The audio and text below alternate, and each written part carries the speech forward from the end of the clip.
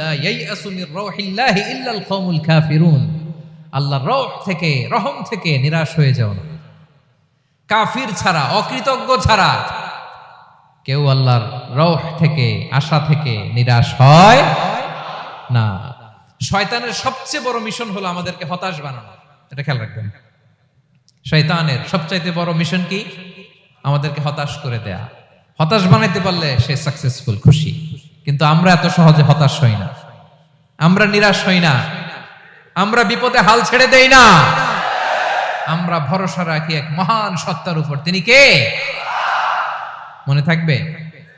বিপদ আসলে ভেঙে পড়বেন, ভিসা না হইলে কান্নাকাটি শুরু করবেন, ব্যবসায় লস হইলে হাউমাউ, হ্যাঁ, দেশ থেকে কোনো দুঃসংবাদ আসলে হতাশ হবেন, ভেঙে পড়বেন। ধৈর্য ধারণ করব আমরা। আওয়াজ করে বলেন, আমরা কি করব?